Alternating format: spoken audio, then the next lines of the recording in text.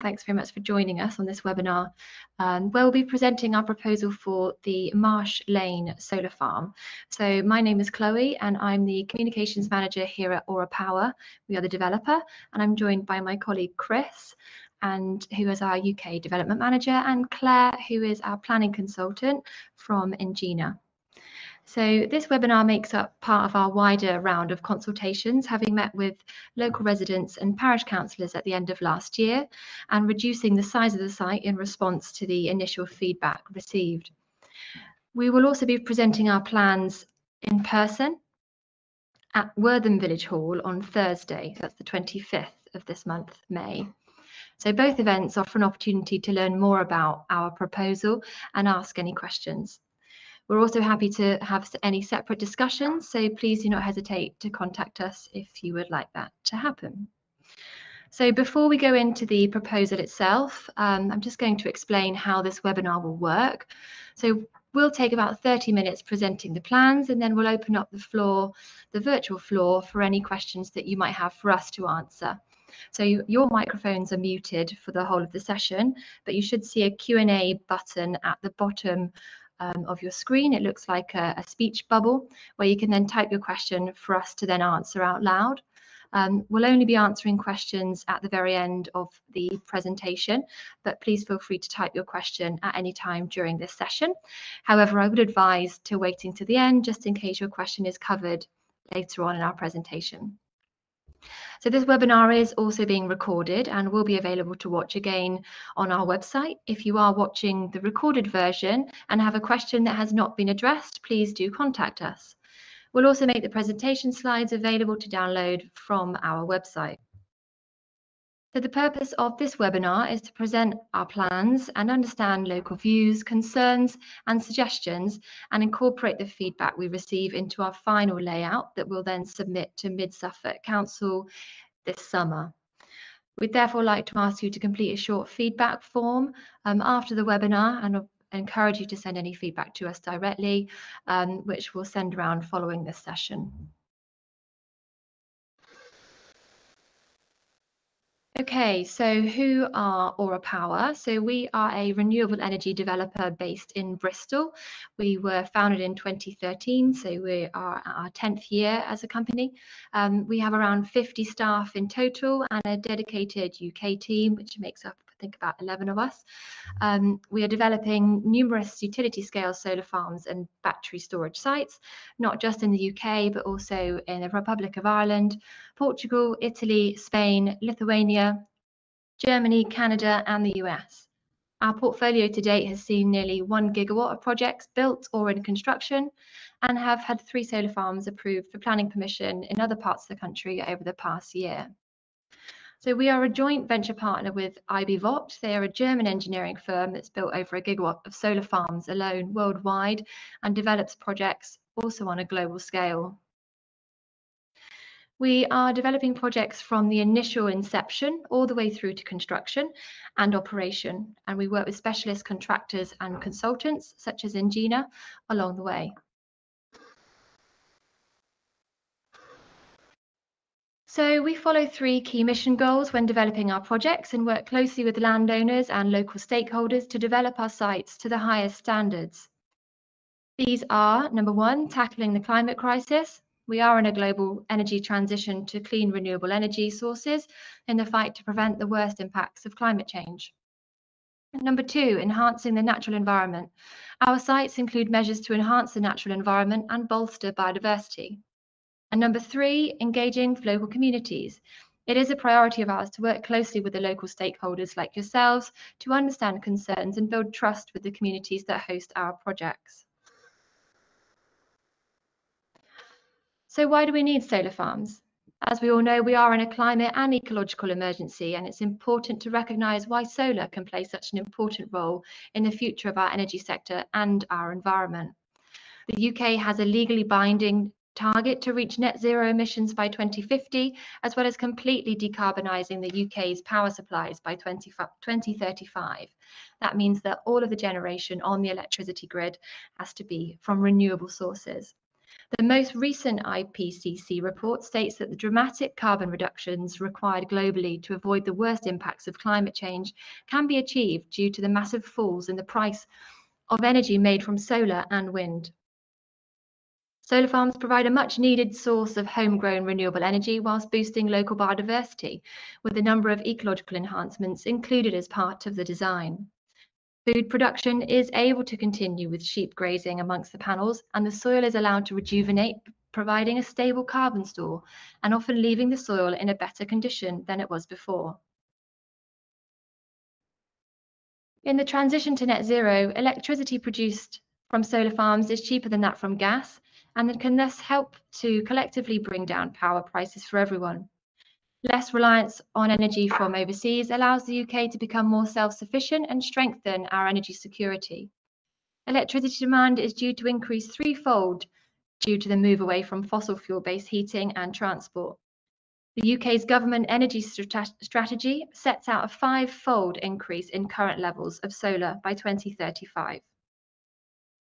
This solar farm will have a capacity of 30 megawatts, which is equivalent to the power of 19,000 electric cars, generating enough electricity to power the equivalent of approximately 12,000 homes. It's predicted to save around 11,000 tonnes of CO2 from entering the atmosphere each year, compared to electricity produced from gas, or put differently, equivalent to saving 6 million kilograms of burned coal every year. There have been a number of misconceptions about solar farms over the past year, particularly regarding food security. Solar farms do support farmers financially to allow them to continue farming on other parts of their land. Even if the five-fold increase in solar set out by the government was built, they would still occupy just 0.3% of all land in the UK. That's actually much less than golf courses, for example.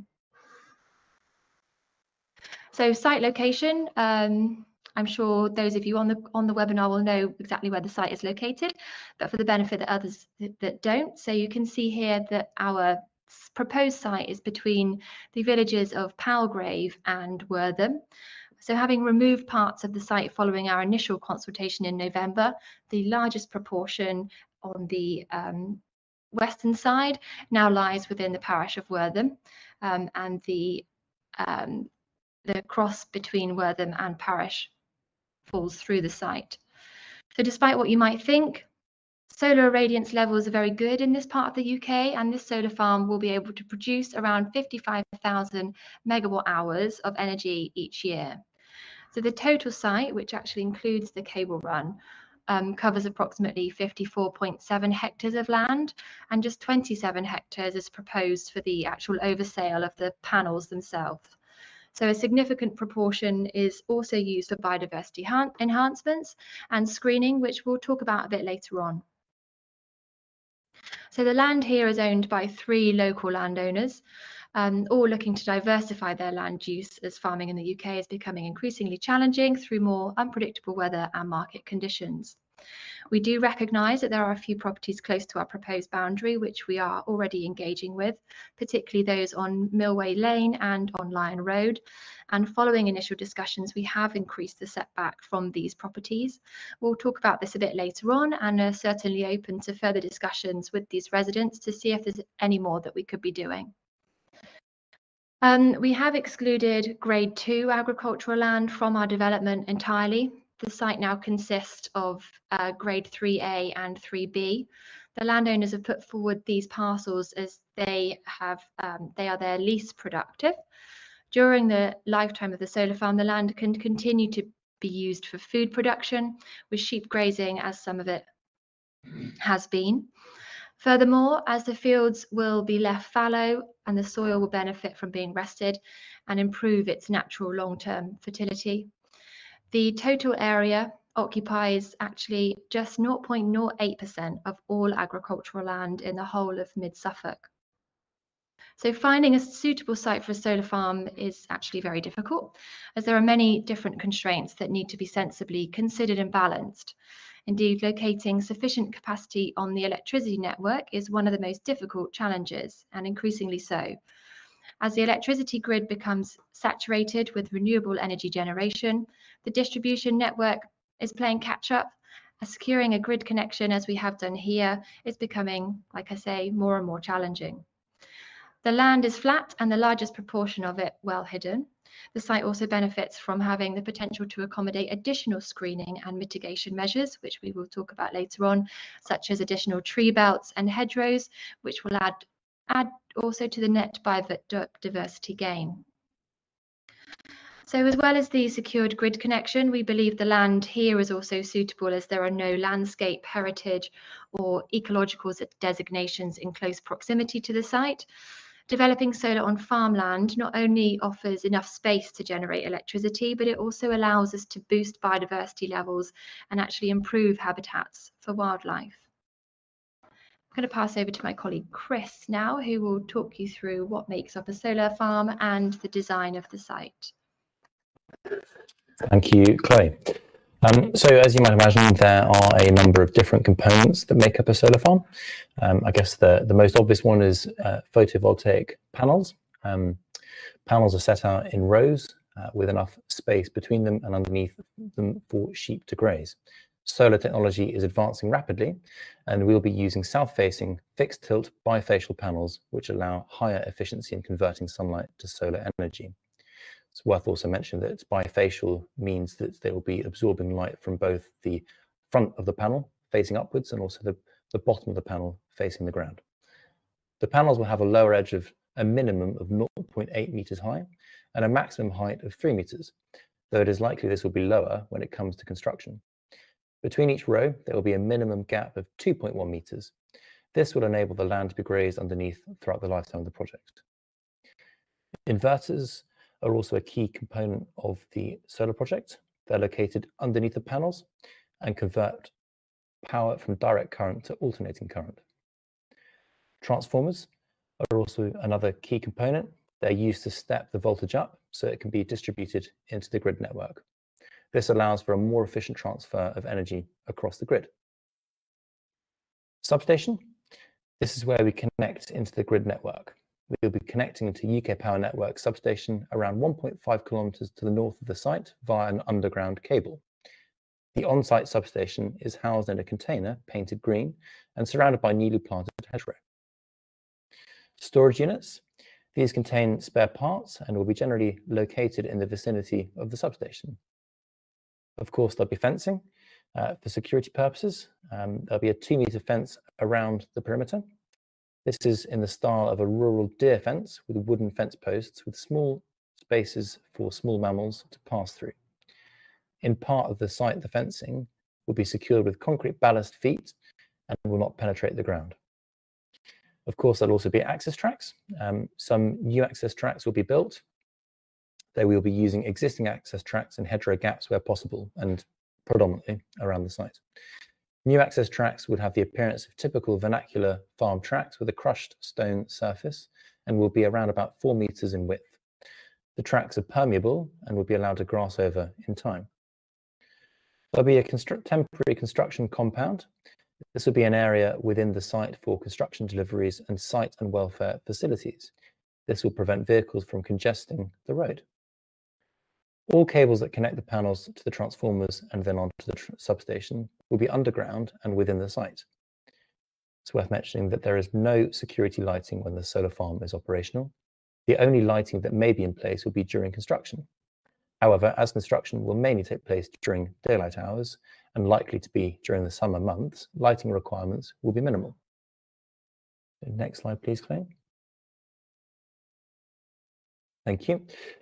Panel arrays will only disturb a very small proportion of the ground, typically less than 1%, as Chloe has already mentioned.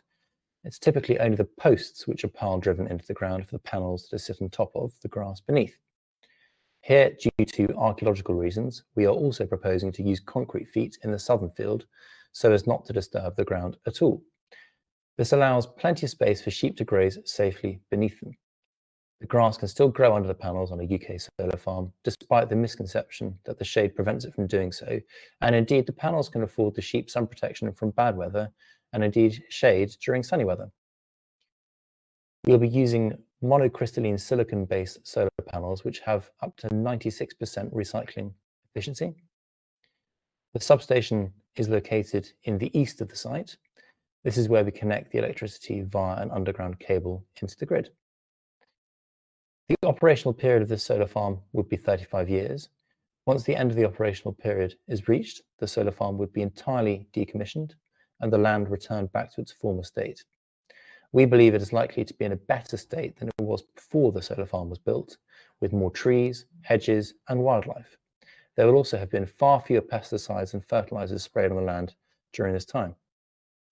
In addition to the solar panels and associated infrastructure, the proposal would include a number of ecological and landscape enhancements, such as new hedgerow and new tree belts, species-rich grasslands, and wildflower meadows. All existing hedgerows and trees in and around the site will be retained other than where required for access. Existing hedgerows will be allowed to grow to 3 meters, as well as planting new trees for screening purposes. We're proposing to plant nearly 1 kilometre of new hedgerow and trees in a number of locations to screen the solar farm from view. These are located in the north and south of the site. We are also proposing a woodland copse in the southeast corner, which will act as an extension to the existing woodland and to screen the solar farm from the cottages along Lion Road. The improved grassland beneath and around the panels allows us gains in biodiversity. Wildflowers will be sown in various parts of the site to further boost biodiversity and attract much-needed pollinators to help tackle the ecological crisis.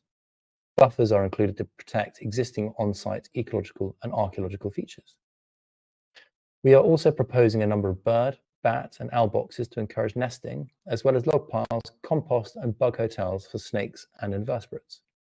A pond is proposed in the wildflower area specifically to provide water storage to alleviate existing flooding issues on Millway Lane, but it will also improve biodiversity and the diversity of habitat. There is a footpath that runs directly through the site from Millway Lane to Lion Road.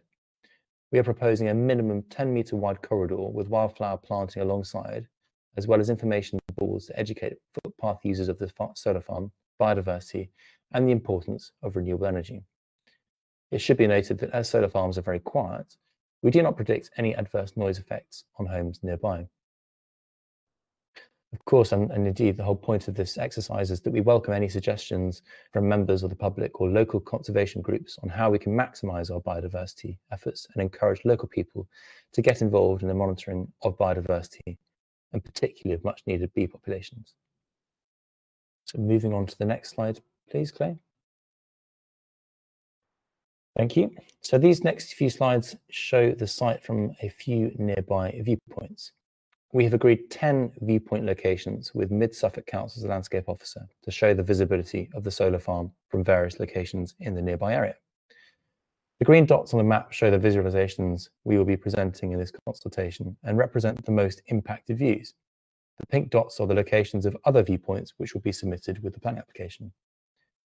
As this webinar is intended to gain feedback on our proposal, we have not yet finalised the design, so please note that the next images you see are worst case scenarios.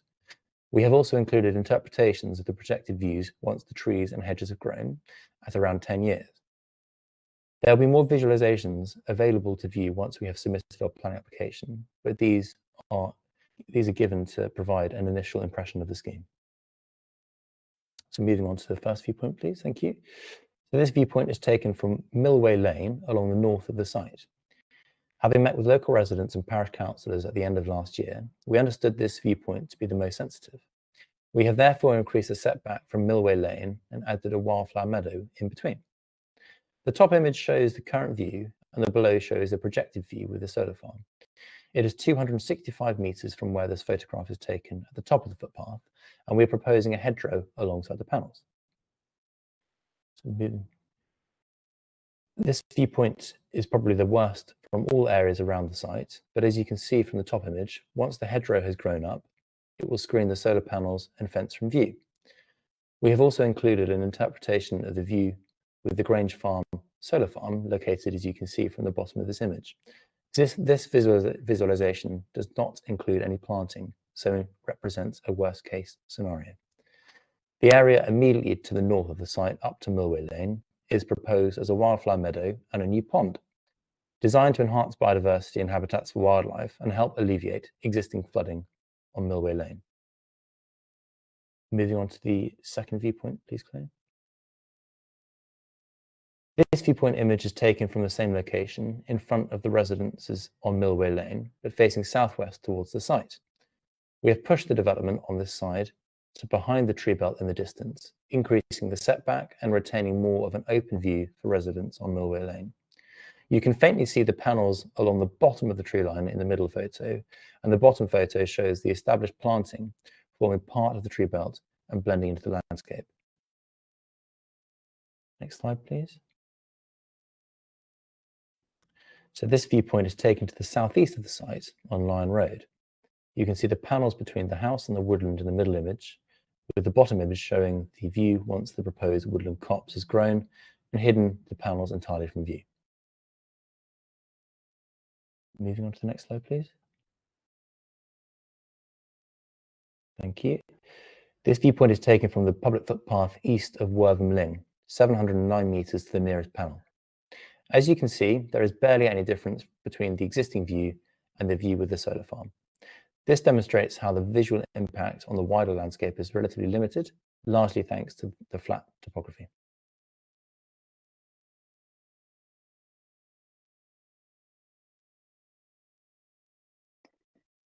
Thanks, Chris. I'll pick up from here. So the construction of the solar farm will typically take place over a 6 to 8 month period, likely during the spring and summer months. If planning permission is granted in 2024, we would aim to start construction in 2025, but we will notify the local community well in advance. The route shown here is an indicative route from the east of the site via the A143 and potentially the A140. The route will use major road networks where possible to avoid travelling through villages and narrow lanes. We are using existing entry points into the land from Lion Road. HGV movements will only happen outside of peak times, and a contact number will be made available for any residents who have any concerns over this period. Residents along the route in the vicinity of the solar farm will also be notified in advance of construction. Where possible, we would use the existing field access tracks to reach areas of panels further within the solar farm site, and compacted stone will be used where existing access tracks are not adequate for HGVs. A traffic management plan will be implemented before construction and agreed with the Council's Highways Authority. Most construction traffic will arrive on site in the first few weeks of construction, after which the number of HGVs will reduce significantly. As the solar farm requires little maintenance, after construction there will be minimal traffic going into the site. Next slide, please, Chloe.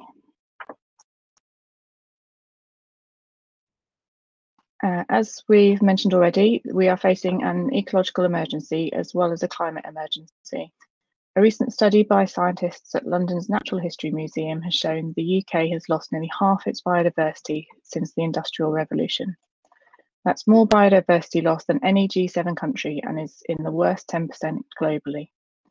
We have also lost a staggering 97% of wildflower meadows since the 1930s.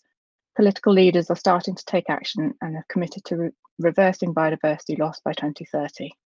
Not that long away now. Solar farms can significantly improve local biodiversity by providing new habitats and food for wildlife. A recent study by the Solar Trade Association discovered that some solar farms had up to 6 times more pollinators than adjacent fields without solar panels on. The panels sit on piles or concrete feet, so there is minimal disturbance to the ground, which allows the grass to continue to grow and the ability for sheep to graze beneath them. It also means the solar panels are easy to remove at the end of their life with minimal disturbance to the environment. Arable fields can be converted to species-rich pasture, and so acting as a stable store of carbon, a dual benefit to combat climate change and boost biodiversity. As the fields are left fallow for the life of the solar farm, the soil will be kept healthy, boost carbon sequestration, and after the solar farm has reached the end of its life, can be removed with up to 96% of the equipment recyclable. The land will then be returned to its previous state or even better than before. We are proposing to plant nearly 1 kilometre of hedgerows and trees, as well as planting species-rich grassland and wildflowers.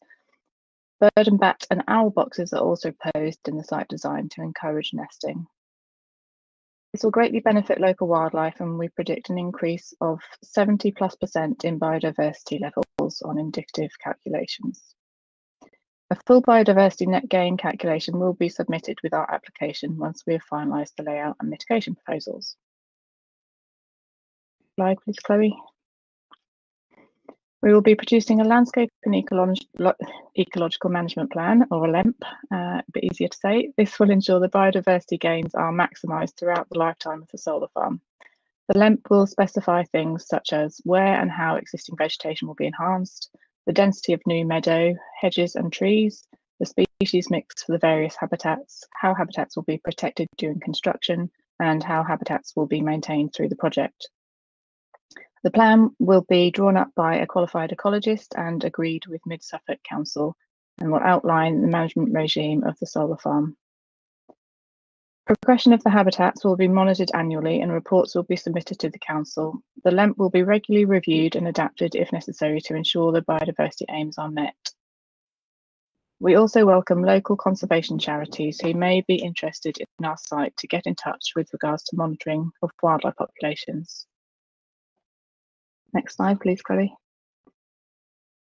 A screening exercise has been conducted with Mid Suffolk Council, who have confirmed that an environmental impact assessment is required in support of the future planning application. We have undertaken extensive environmental surveys to inform our site design and accompany our planning application. This includes an extended phase 1 habitat survey, where it was found that there are no ecological designations on site, and those in the wider area have been considered in determining the appropriate scope of surveys. We've undertaken a number of ecological surveys over the past year, including for habitats, birds and great crested newt. Buffers from existing ecological features, including trees and hedgerows, are included to protect habitats. Landscape. The landscape assessment has informed the height of the solar panels, which has been limited to 3 metres to minimise visual impact. Site visits have been undertaken to identify the representative viewpoints towards the proposed site. The landscape assessment will include assessment of impacts on landscape character and visual impact for residents, road and rail users and users of public rights of way. The assessment will also take account of the adjacent proposal for cumulative effects, and a landscaping plan is proposed to minimise visibility of the site and will also enhance biodiversity. For flood risk, the proposed site is located in flood zone 1, meaning there's a very low risk of flooding from rivers or the sea. No high voltage equipment will be located where there may be a possibility of surface water flooding. Solar farms do not contribute to flooding, as the arrays are designed with gaps to allow surface water to be evenly dispersed and absorbed by a healthy grass sward underneath.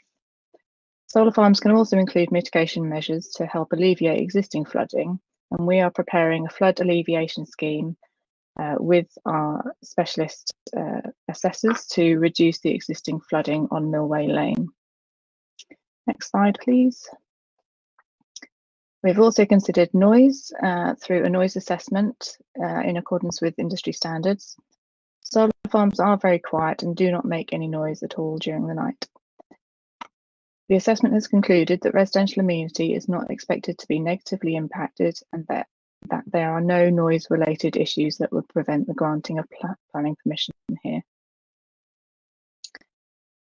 In terms of heritage, we've undertaken a desk-based assessment with a site visit to consider the potential impacts of the development on designated and non-designated heritage assets. We've also undertaken a geophysical assessment, which has uncovered some areas of archaeological interest. Our design has accounted for these findings, and we are proposing panels to sit on concrete feet in the southern field. Further excavation works will be undertaken this year. Glint and glare. Solar panels are designed to absorb light rather than reflect it. They are considered safe to install close to airports and near major roads. The reflection from a solar farm is much less than commercial greenhouses, polytunnels, or even grass in some instances. From a distance, they appear in the landscape similar to a ploughed field or small lake. An assessment of potential impacts on road, rail, residential and aviation receptors will be undertaken upon the final site design. Any potential impacts will be mitigated either through panel removal or tree or hedgerow planting. Finally, agricultural land. We have undertaken an agricultural land survey which examines soil samples across the site to give a more accurate depiction of the soil grades. We've excluded grade 2 land entirely from the development area so that this can continue to be farmed. The site now utilises a mix of grade 3A and 3B land. I'll now pass back to Chloe to discuss local benefits. Thanks, Claire and Chris. So as well as the enriched biodiversity and flooding alleviation that Claire has just mentioned, there are a number of other local benefits that this solar farm and others can bring. The solar farm would contribute to the local economy through the creation of jobs, both directly and indirectly, locally and in the supply chain. And we look to use local contractors where possible. We also feel it's important to contribute directly to the local community via a community fund. We have a fixed rate community fund, which we offer across all of our projects.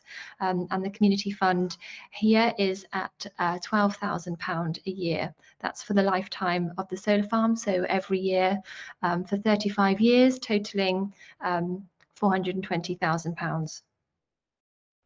So this money is encouraged to be spent locally on social and environmental projects. Typical projects that have been funded by other solar farm projects include energy efficiency measures on public buildings, play equipment for children, church restoration, and fibre optic broadband. It can also be used for a number of other projects and causes. The administration of these funds will be managed locally, typically by the majority parish council or an independent trust, and we welcome further discussions with parish councils and local residents on this. If you have any suggestions for how the fund could be spent, or are a local supplier who would like to be considered in our tendering process should the project be approved, then please do get in touch.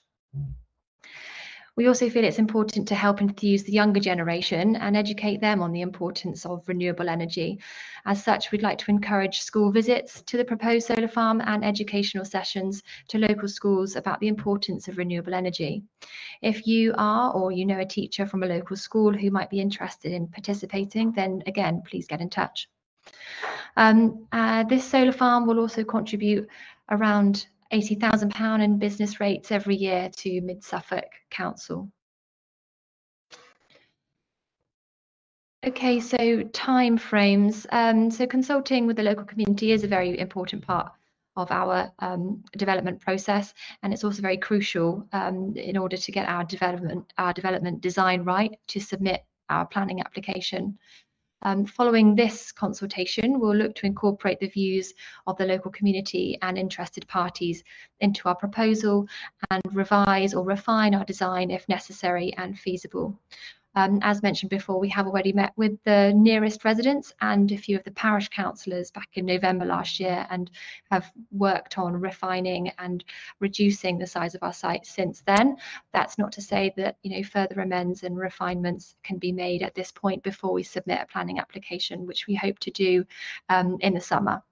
So Mid Suffolk Council has already provided pre-application advice, and we're now awaiting the scoping response for which chapters we need to include in our environmental impact assessment. We'll continue to work with the planning officer and specialist consultees once submitted to address any comments raised. After the planning application is submitted, the council will undertake their own consultation process and invite local residents to comment.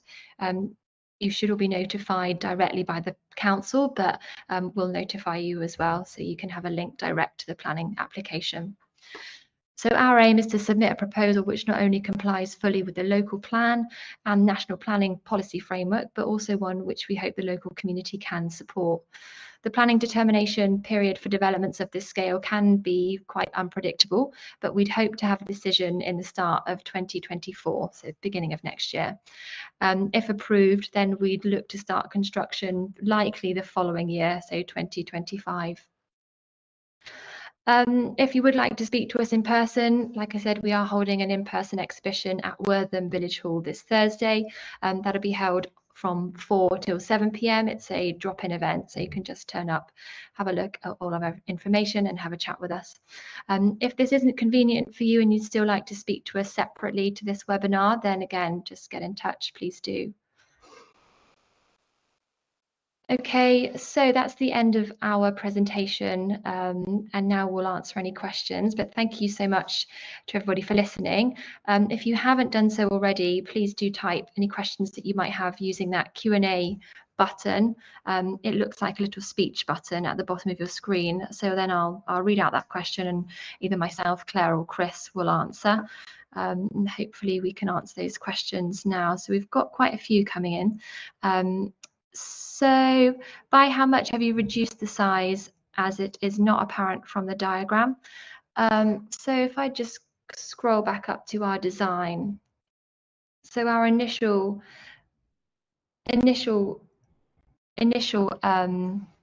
outline of our site actually included quite a large extent of this area here, so running up the northern side of the footpath and extending all the way directly across.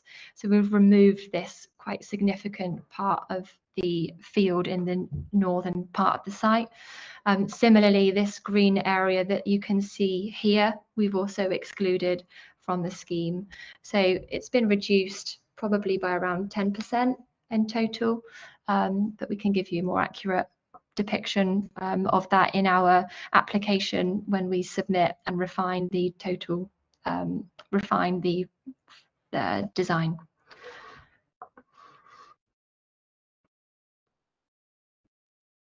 It's still well over 330 acres of farmland covered. Not quite, it's 57 hectares, so 57 hectares. Chris, what's the conversion for that? 2.4, I believe, from acres to hectares. I'm not sure if the question there is in relation to the combined amount of land that's panelled by virtue of the nearby scheme, but of course we'll calculate that and put that into the planning documentation. It's something that we could also speak with you about offline, if that would be helpful, and we can provide a breakdown of what our area, panelled area, accounts for, and what the nearby scheme accounts for as well. Yeah, thanks, Chris. That is an important point to make. So obviously we're presenting this scheme as a standalone scheme, but we have already considered the adjacent proposal, which is a little bit further ahead than this one. And as Chris said, that will be accounted for in our assessment documents, which will be submitted with our planning application.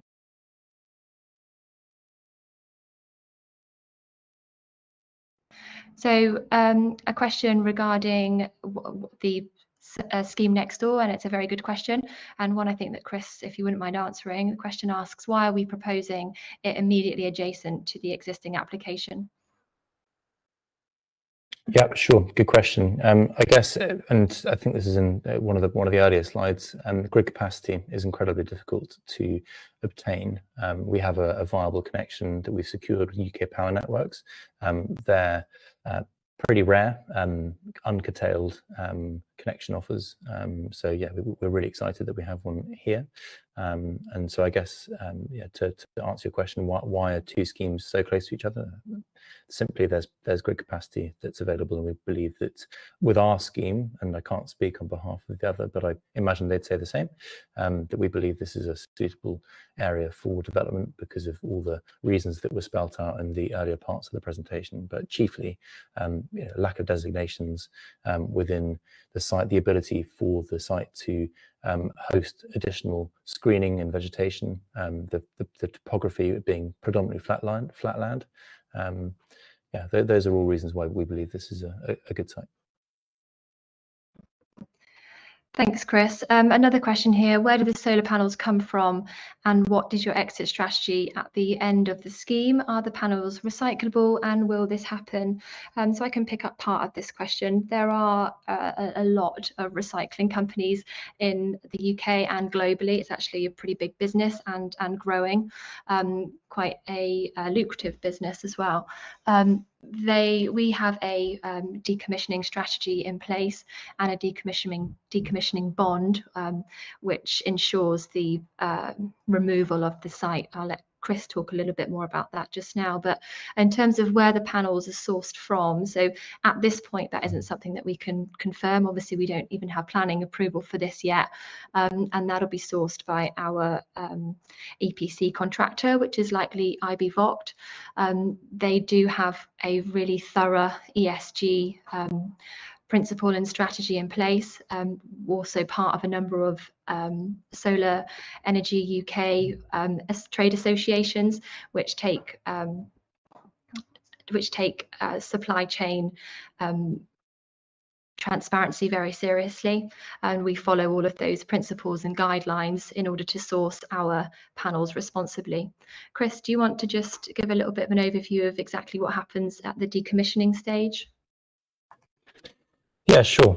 So, I mean, legally, we're contracted by the lease agreements that we have with the landowners to make sure that the land is reinstated as we found it, or indeed in a better condition. And we expect that the land will be in a better condition by virtue of essentially being rested for the duration of the lease. So, yeah, there's no way we can get out of reinstatement our reinstatement duties. So that's yeah, completely under lock and key. Thank you, Chris. Next question here. 3A and 3B is still considered best and most versatile agricultural land, and the only change you've made was to take out some grade 2, which would have been automatically brought a rejection to the scheme. Not necessarily. So we have been witnessing quite a lot of solar farms going through planning at the moment, particularly in an appeal process. So when they've been refused by local planning committees and taken to an appeal, and many of those sites have had grade 2 and grade 3A, best most versatile sites in. And when weighed up in the planning balance, which is ultimately what planning applications come down to, which weigh up the benefits of renewable energy, the benefits of biodiversity against any loss of best most versatile land, that's what it comes down to. So that will hang in the balance of the planning decision ultimately. So, sorry, just what also mentioned, the question mentions that both 3A and 3B are considered best and most versatile. That's not true. It's only 3A of those two that, along with grade 1 and grade 2, are considered BMV. So, and the site that we're proposing is on a variety of grades, some of which is grade 3A, but some of which is grade 3B. Thanks, Chris.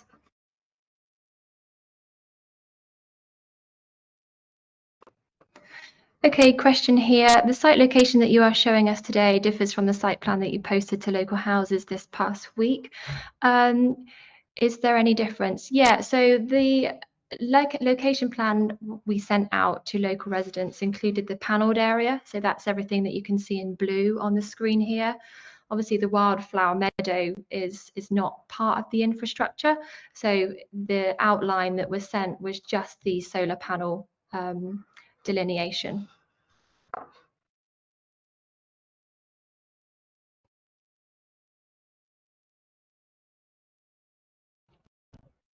Okay, sorry, next question here. So how can change of land use bring about increased biodiversity?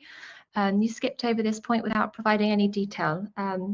Yeah, Claire, do you want to pick that one up and address some of the points maybe more in detail that you did previously?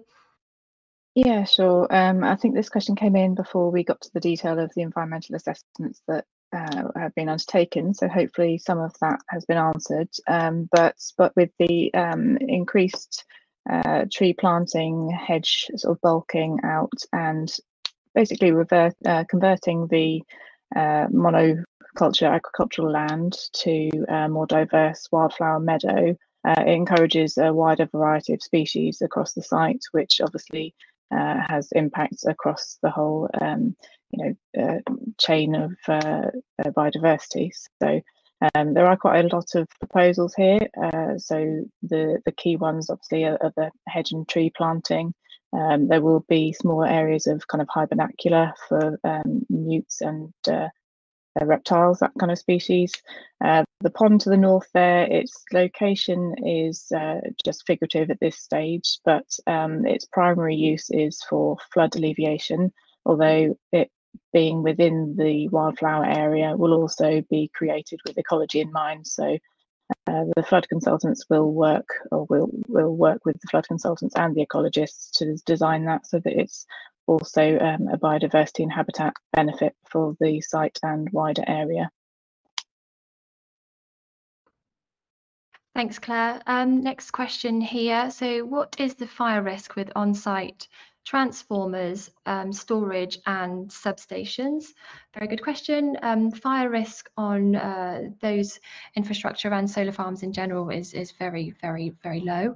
There have been some incidences across the globe in the past couple of years of some battery storages incidents, none particularly with solar, and also both those technologies are always improving and the fire risk is incredibly low. Particularly on this site, our transformers and substation and storage units are all containerized. So again, that reduces the risk of any fire risk there. I don't know if Claire or Chris, you want to add anything to that question? Yeah, sure. Sorry, go Chris. I'll just say that obviously all the infrastructure that is proposed is procured through the correct, providers, and also meets appropriate British standards and safety requirements. So it's all tried and tested equipment that is used throughout the UK. It's worth noting as well there are no storage containers or batteries proposed on this site. So we are talking about substations, transformers, inverters, that sort of thing here, not batteries. Yeah, thanks. That's perfect. So just perhaps worth mentioning as well that everything will be insured, and the insurer won't underwrite this minimal risk because it is, as Chloe says, a very, very small risk if we're not compliant with all of the things that Claire's just mentioned in terms of meeting British standards and procurement criteria. So. Thanks, Chris. A question here with how are the local deer and hares going to deal with the loss of their natural habitat? Claire, do you want to pick that one up, back to biodiversity and wildlife? Of course. So as Chris mentioned, the security fence around the perimeter of the site will have small gaps in the base, so that will allow for mammals such as hares to cross and use within the site. For deer, appreciate that they won't be able to access within the solar farm parcels, but the footpath that runs through the site will remain open and a corridor for sort of wildlife movement, as well as the hedgerows around the site, woodlands that are existing, and proposed new woodland to the sort of east, woodland belts to the southeast of the site. Just to pick up on your 330 acre point, I've quickly done the conversion, and the complete site area at 54.7 hectares is 135 acres. So, well, not quite a third of what you were expecting, but hopefully that eases your concern slightly.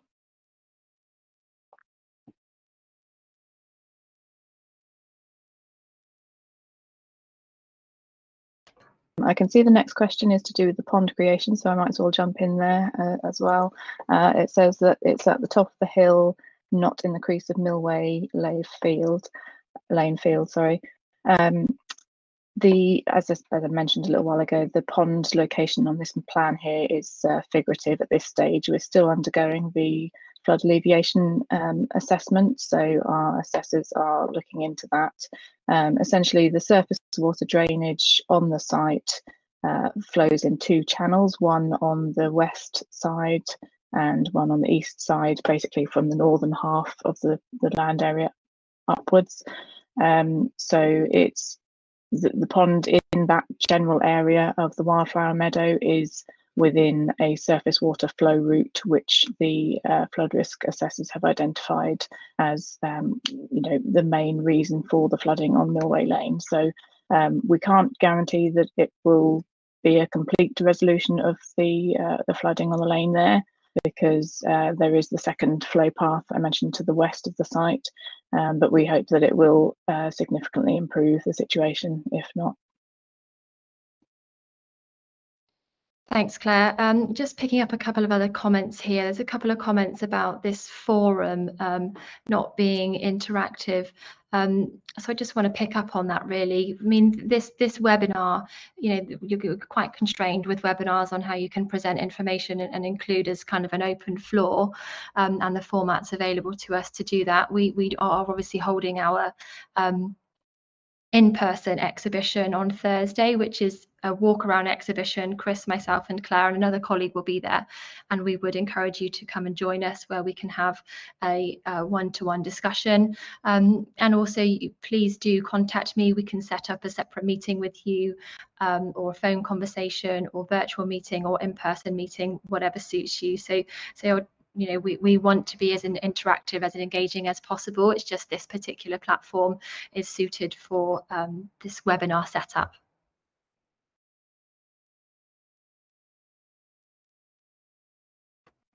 Okay, just scrolling through some other questions. Claire, have you picked up any others there?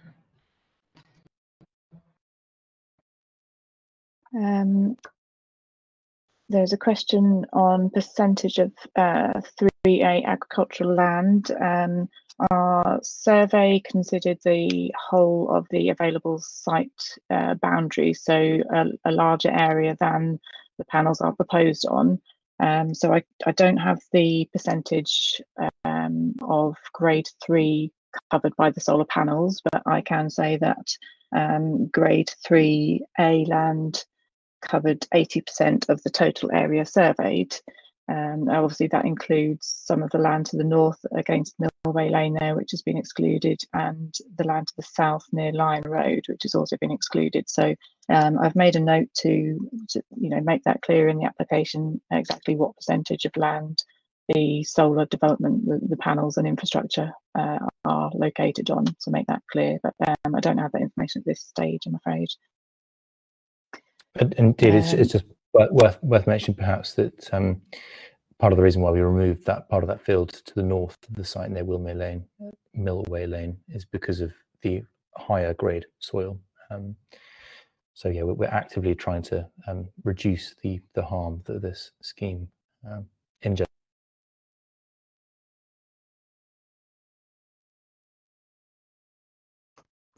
Thank you. I'm just going to pick up another of these questions here. So in terms of obviously the adjacent scheme, you know, we appreciate that is a rather large concern in the local area. Something I think we have already addressed, but, you know, happy to give a little bit more information on that. The question here asks, how can we, is this to evade increased scrutiny it would have attracted? I presume that means if the two developments were of the same. They're not of the same. We weren't aware until the other scheme, until probably you were, at which point we were quite progressed with our own scheme. Clearly there was capacity on the local grid connection, and the available land in the surrounding area just so happened to be to these two particular sites. We don't have anything to do with the other developer, and they will both be addressed within their own merit. But we will also be submitting a cumulative impact assessment, which will assess the visual impact from both schemes. I'm not sure what their scheme incorporates with regards to ours, but in terms of mitigation, that's certainly something that we have considered and are opening to consider more of once we submit the application, and then ultimately it holds in the hands of the planning officers and planning authority. So question on, do the inverters or substation make 24-hour noise, and at what level? So the answer simply is no. The inverters and the substation will make noise only when the sun shines, and typically not much noise is made. There will be a noise impact, but we expect it to be very, very low and almost certainly inaudible for receptors nearby. And indeed, a full noise survey will be conducted and reported on in the planning application. Thanks, Chris. I'm just going to, oh, sorry, Claire, go on. That's all right. I've just spotted one here, which was why was there no presentation of the views of the site from either Marsh Lane or from the further high points of Roydon Church? Just to confirm that there is a viewpoint from Roydon Church and other locations in the study area. We've only presented 4 here as we're obviously partway through the environmental assessment stage. All of those viewpoints will be provided in the planning application. The reason for limiting to just 4 at this stage is basically twofold. We've selected the closest ones to the site for sort of demonstrating the worst case scenario views, and also, like I say, we're partway through the assessment process, so we've selected these 4 at this stage. But the viewpoints have been agreed with the council, and they suggested a couple of extras, so we've incorporated that into the assessment and what will be provided in the application documents as well. There's also a question, sorry, Chloe, also a question here about a nature passageway to allow wildlife to migrate to the wood on Lion Lane, Lion Road from Millway Lane. I think you are talking about the very eastern edge of the site, and there is, due to land ownership, actually a very narrow sliver of land down the eastern side, which will be outside of the development area and fenced area. So there will still be space and passageways for nature to move around the site, as well as potentially through the middle, through the footpath sort of corridor, and smaller mammals under the fence and within the site. Over to you, Chloe. No problem, thank you. I'm just going to pick up a couple of these questions here. One with regards to what is our response to the fact that you cannot solve the climate crisis by evicting the flora and fauna from 120 acres and fencing out deer, etc. So personally, and I'm sure my colleagues would argue against that, as it's actually the fact of the matter is that, you know, our agricultural land specifically is the most detrimental impact to the climate crisis and biodiversity. So the current uplift in our biodiversity proposals is incredibly beneficial to local biodiversity and the climate crisis through the means of producing renewable energy, and with biodiversity as well, which is an important factor in partly resolving the climate crisis. Another question, so with regards to residents who walk this area every day and how they'll feel between the land between Palgrave and Wortham being covered with the solar farm and no access to local animals on high quality farmland. So I think we've kind of addressed a couple of points in that question there, but we're not excluding any areas that have previously been used or open to the public. So like we mentioned, the public footpath will be retained to a minimum width of 10 metres. The proposals that we are including, the wildflower meadows, the tree hedgerow planting, you know, are designed to soften the view of the solar panels. We're including information boards and some other bits to kind of, you know, enhance what could be the user experience of those fields. Obviously it's subjective. Some people walk through a solar panel and solar field and enjoy it, others don't. So yeah, I hope that answers that question. A couple of other questions that I think we've still got. We'll do our best at answering them all. I'm sorry if we don't, and if we don't, I'm happy to pick up those questions with you after this call. And if you want to contact me directly, please do. Claire, have you picked up any other questions there? There's one here about construction and supply chain jobs. As we mentioned earlier, I think Chris can probably add to this, but there will be a tendering process at the point of construction should the proposal be given consent, and that is open to everyone. Obviously, often local companies are in a better position to be able to provide a competitive tender, so there's no discrimination one way or the other. It's down to a commercial tendering process. There won't be any permanent positions on the site following construction. of the project. Typically, construction-wise, directly on the site at peak, there could be perhaps 150, 200 construction workers involved in the scheme. Excuse me. And obviously there are the tertiary benefits of those workers using local services, shops, hotels, facilities, that sort of thing. So many jobs created during the construction, and they will be locally sourced where possible and if meeting the tender criteria. Thanks, Claire. Yeah, a question here around the cumulative effects and concerns for flooding from both the proposal that we're putting forward and for the PACE scheme next door. So suggestion is that these proposals need to be taken into consideration together, and the drainage from the lanes to the west of Millway Lane, potential for causing more flooding. So as Claire mentioned earlier, we do have a third-party hydrologist which has already undertaken our flooding assessment. Like we mentioned earlier, solar farms do not increase any risk of flooding. Rainwater, surface water can drain quite adequately through the grass underneath the ground, sometimes better than it was used for agricultural purposes, for obvious reasons of it not being, ploughed and disturbed. We are also proposing a flood alleviation scheme, hence the pond in the northern part of the site. So that actually incorporates one of the surface water flood routes that goes directly across Millway Lane, and that proposal is looking at strategically placing drainage systems that can help alleviate the existing flooding that we learned that residents were experiencing. Okay, I'm moving on to another question. The question here asks, what percentage is on 3A land? Chris, do you know or Claire, do you know what the split of 3A and 3B is?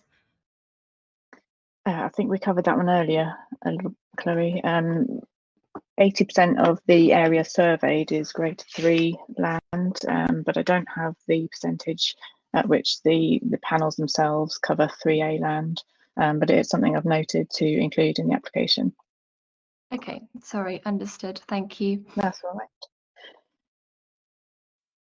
I think there's a question here on what are the green lines and green circles on your diagram. So it's not on the diagram that we're seeing now, it's on the previous one, I think. Hedges, either proposed, existing, or existing trees. So yeah, that's that slide there. So yeah, just to restate, we're not removing any hedges, trees, or tree belts, except where needed for access, and that really is minimal. Indeed, we're planting over 1 kilometre's worth of of proposed hedgerows, so it should be a real nature enhancer. Just to add to that, Chris, I appreciate that it's probably not particularly easy to see these maps on the screen right now, but they will be in large scale at the exhibition, or if you would like copies, we can send them over to you to view a bit easier. In essence, the dark green lines and dots are existing trees and hedges, and lighter green are, or actually brown in that southeastern area, are proposed hedgerows and tree belt. So I hope that helps, but like I say, do come to the exhibition to see that a bit bigger. Yeah, and I'll also send around these slides after the exhibition, probably tomorrow now, so you can view them in your own time. They'll also be available on our website, and we'll put the layout up there in detail as well. So there'll be multiple forms of viewing it in your own time. A question regarding, is it possible to remove the small dog leg in the Millway Lane field? Yeah, I mean, like we said at the beginning of this consultation, this still isn't set. It's the second phase of our consultation round, and we want to refine the design, like we say, to get it right. So we can pick those discussions up separately in terms of exactly what that might look like. So if you want to contact me separately or meet on Thursday, then we can discuss that further for sure. Just to add to that, Chloe, the reason for the sort of dog leg in that location is trying to match up the design with historic field boundaries. So restoring some of those historic field boundaries can be seen as a landscape benefit, but appreciate it's got to be balanced with sort of making sense as well and visual impact now. So yeah, like Chloe said, we can look into that, but that's the reasoning for it being as it is at this stage. I think there's just one other topic of question, as far as I can see, about local tourism and related jobs, and what effect do we think that's going to have. I'll start this off, and if you guys have got anything to add, then you can jump in. There is no real evidence of any impacts on tourism as a result of solar farms being in the area. Obviously, as Chloe's mentioned, they can be seen in many ways. Some people appreciate them as clean sources of energy, some are sort of ambivalent, and others obviously are not keen on the sight of solar farms, and we appreciate all of those views. But as I say, there's no real sort of evidence of solar farms impacting upon tourism in this particular location. Obviously, the landscape and rights of way network and countryside are attractive reasons to visit the area. There are no major tourism sort of features adjacent or close to the site that we feel would be affected by the proposal. Thanks, Claire. So I think we've reached the end of the question topics. I appreciate that perhaps we may not have answered them all. I'm sorry, it's actually quite a difficult forum to view them all. So if we haven't answered your question, please do get in touch. My contact details are here. They're also on the website. They're also on the flyer that I sent round. It's not just me that will answer those questions. I do work with a team. So please do get in touch if your questions haven't been answered suitably and you'd like to pick up those discussions more. We are certainly here to engage and understand feedback and concern and work with local stakeholders and local residents. So thanks very much, everybody. Hopefully we'll see a few of you at the event on Thursday. But like I said, please do get in touch if you've got any other questions and want to discuss anything at this point any further.